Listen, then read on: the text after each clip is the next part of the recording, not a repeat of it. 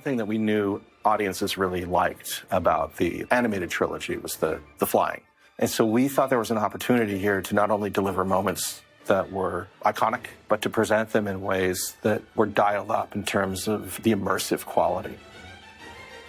The intention was to try and shoot as much as we could for real, even though obviously it's a digital dragon going through a digital environment. The believability comes from riding with the real person. The genuine connection between our digital components and our live action performers, that was the thing that was going to make or break the film.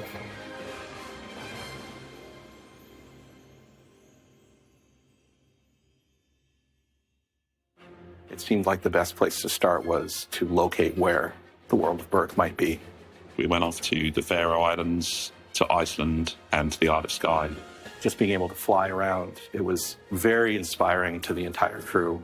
It was absolutely exhilarating, and you kind of think that's what Hiccup feels when he's zooming around the island on Toothless. We want to transfer this feeling to the audience when they're watching this film. From the get-go, the methodology was that what we were filming would be really good reference, and the photo scans would be the basis of digital builds. Once we had captured all that material, we could launch it into previs. Our first question is, how big is this island? How far do they have to travel in real speeds? How fast did they go? So when we went flying, shooting methodology was the backbone of everything. You kind of want to create that feeling that it has been shot from a drone, or has it been shot long lens from a helicopter?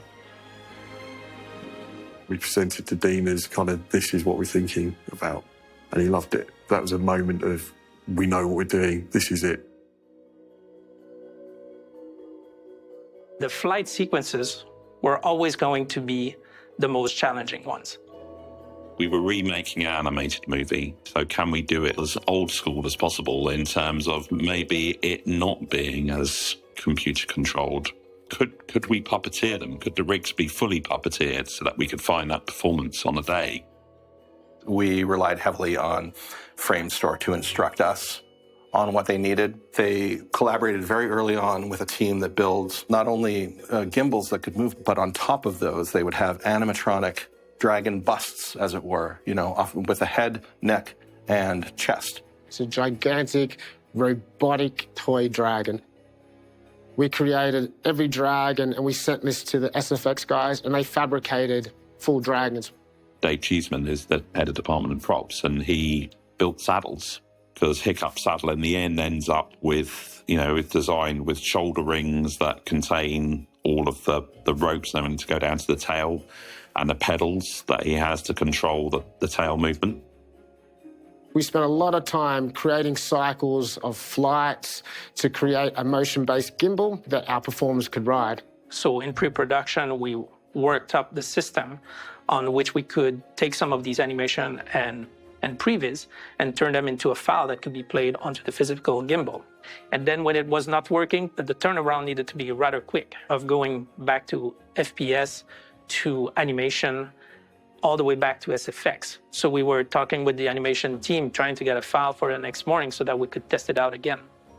We went in with all these really cool bespoke actions, but on the day we realized that worked for half of it, and the other half we needed to manually control it. At any moment, we could keep either just the base platform as a flight cycle and replace the top part with this puppeteering system.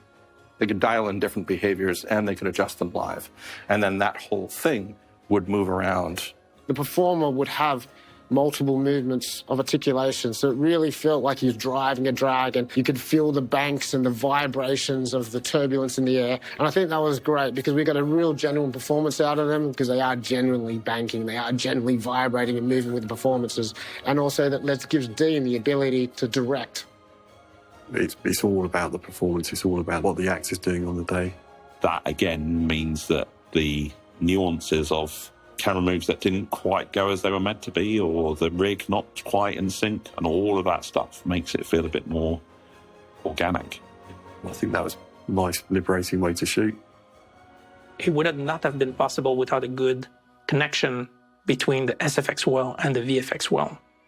But there was a lot of care put into making it feel like they're really flying those dragons. When I saw Mason on the rig riding it properly, I was like, oh wow, it's going to work. And I don't think it ever is how we imagined. It evolves into something that you never expected, something more and bigger. It just makes it all feel very, very real, ultimately. And I believe in these characters. I believe the performances.